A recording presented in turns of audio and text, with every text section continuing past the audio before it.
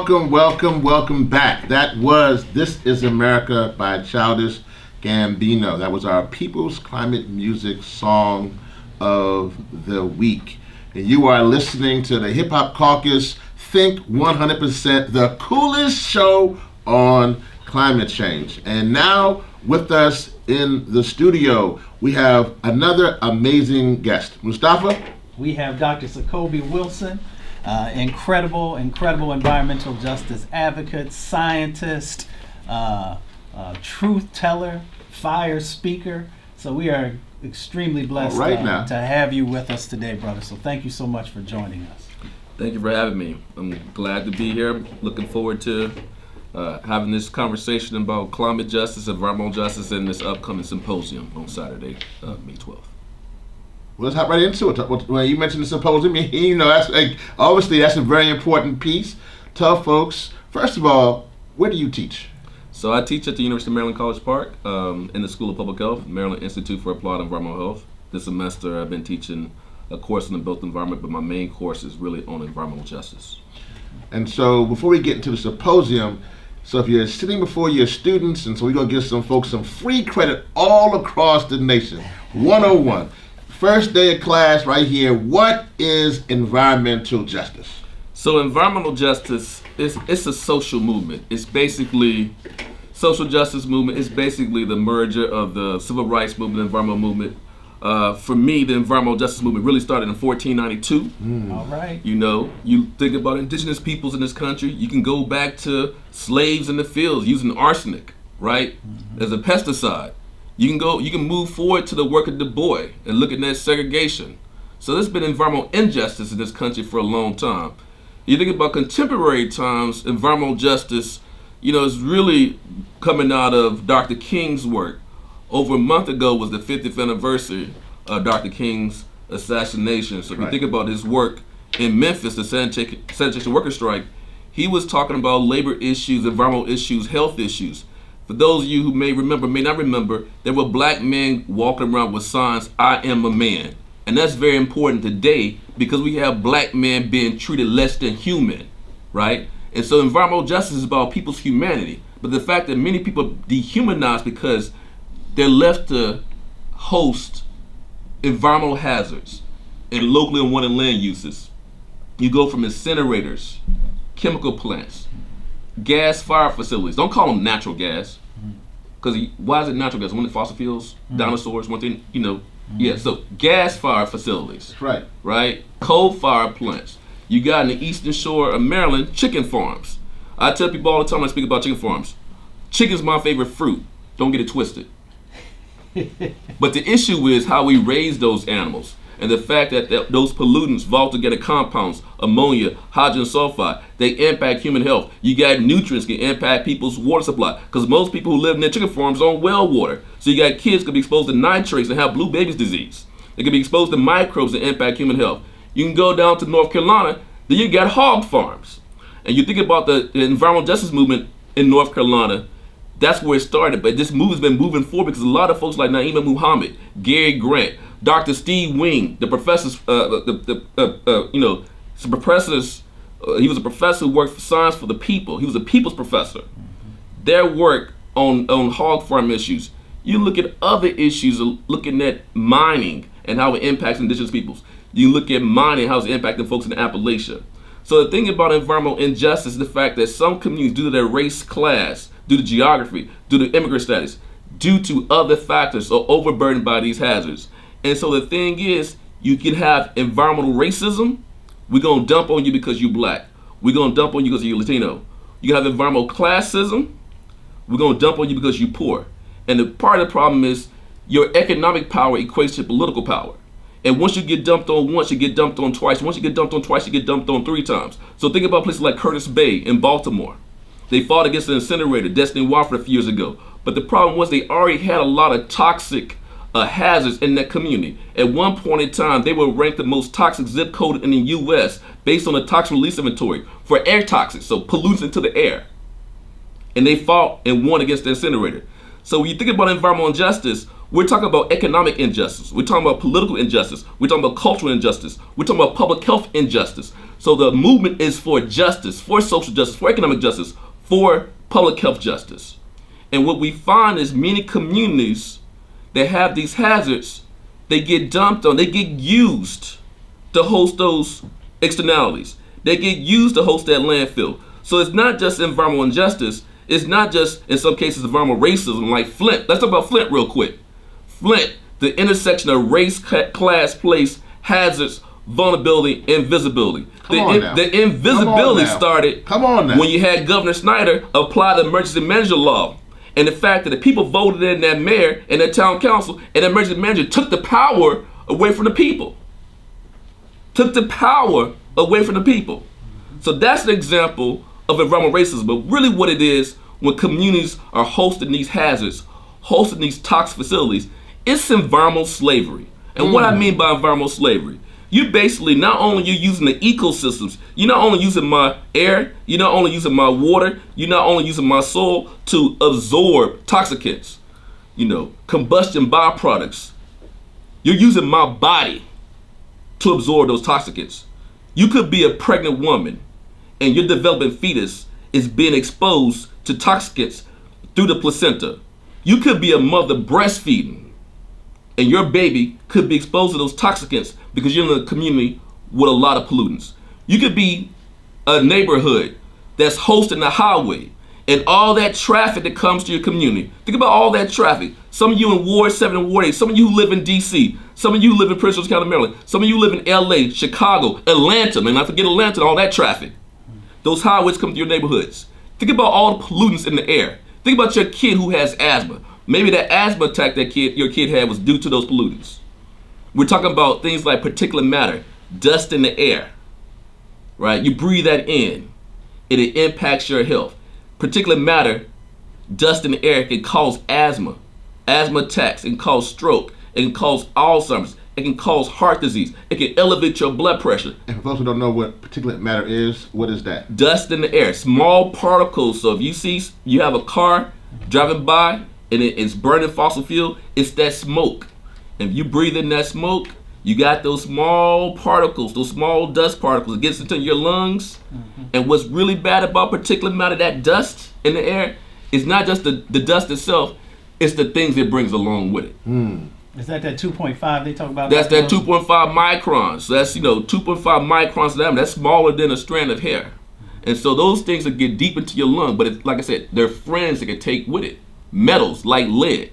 So think about children for a second. Let me take the stage for a while. Come on. Children for a second. But hold on. If y'all just tuned in, man, Dr. Sacoby Wilson just came out the gate. Now he just landed down. I said go to class, and he going to class. I want to stop right now. Go ahead, Doc. Wait, did he take over the game like LeBron? No, come on. Listen. LeBron. Listen. He came out the gate. Doc, keep on. We here in class. We are Environmental Justice. You're tuning in. You're listening to Think 100%, the coolest show on climate change. We have Dr. Sacoby Wilson from the University of Maryland in the studio breaking it down right now. I like what I'm saying. I'm waking myself up. Let's go. So you think about children, right? I always like to tell people, how can you put America first if you ain't putting your kids first? Say that again. Okay. How can you put America first if you're not putting your kids first? Let's go back to Flint. All those young people who were exposed to contaminated water. Lead. Lead is a neurocognitive and neurobehavioral toxic. Let me break that down. Lead crosses your blood-brain barrier. Lead impacts the development of your brain. Lead can impact your IQ. Lead can impact your growth. Lead impacts your capacity to learn. Lead impacts you across your entire life. So basically, when you're exposed to lead, you're putting a cap on potential. We're throwing away black kids in urban communities. We're throwing away poor kids in urban communities. We're throwing away Latino kids in urban communities exposed to lead. That's environmental injustice. That's right. Right? That's environmental justice. So our future, our children who live in those environments exposed to lead, not just through drinking water, lead-based paint, that's a big issue. You got kids right now dealing with lead crisis in East Chicago, right? Indiana. You got the lead crisis in Flint. You got a lead crisis in Philadelphia. Lead is a problem across the country, and that's an environmental justice issue. And you think about lead, you think about our kids. Why is it such a problem for kids? Well, they're small. They breathe in more air than adults do, right? They got the hand mouth. Kids are crawling, right? They can put things in their mouth. They also, the lungs are still developing. Their immune system is still developing. They can't fight those exposures like adults can. And the thing about the brain, children's brains, they're so vulnerable at that age. So we have to fight against lead exposures, right? We have to fight against lead exposures. And so I think that's an important issue when you think about environmental injustice. What does it do? It's killing our communities. It's killing our communities. It's killing our future. And that's what I mean by environmental slavery.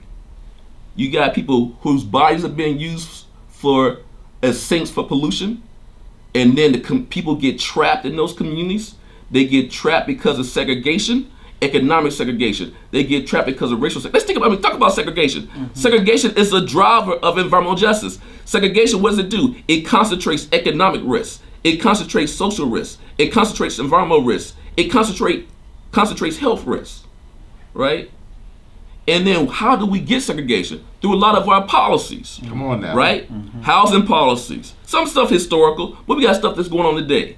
You get about the new community we're trying to build. We're talking we want to do revitalization. Some of our communities were never vitalized. Come on now. Right? Some were never vitalized. But when you do revitalization, if the people who've been living in those communities long term don't benefit from it, if they get priced on displaced, that is environmental injustice. Right? That is environmental injustice. So you got communities going through that right now in DC. You got communities going through that in Baltimore being pushed out. You got residents being pushed out. You got other parts of the country people being pushed out. That is environmental injustice. So one hand you got segregation, which is exclusionary. We're gonna exclude y'all. We don't want y'all. And then you got gentrification. We're gonna kick y'all out. And the same people were excluded, and the same people were kicked out. They're the same folks. Black folks, low income folks, Latinos being kicked out, and other people of color who are being kicked out. And you see this happen with immigrant populations too, being priced out and being kicked out. And so when you think about segregation, how does it happen? Power, privilege, and isms are embedded in how we zone, plan, and develop. I'm gonna say it again. Power, privilege, and isms are embedded in how we zone, plan, and develop. So you got a community, we wanna do some boutique shops, some high-rise buildings. Who benefits from that? Who benefits from that? Oh, we want to build a factory in the community that's going to release toxicants because we need jobs. So a lot of times these issues happen because a politician, and let me say this real quick. I love politicians out there, so for those of you who know me, don't be offended by this. But no politician goes to politician school. I'm going to say that again. No politician goes to politician school. So why I say that is, it's important for people that we elect to have an agenda based on the community's needs. So a lot of times the issue is economic development, right? That's the issue. But what happens is, while you bring in these, what I call, this is my scientific term, while you bring these crap jobs to our communities, right? And many times we bring in these toxic factories, toxic facilities, and a lot of the jobs are short-term construction jobs, right? The jobs that are left are not that many jobs, and many people who have those jobs don't even live in the community.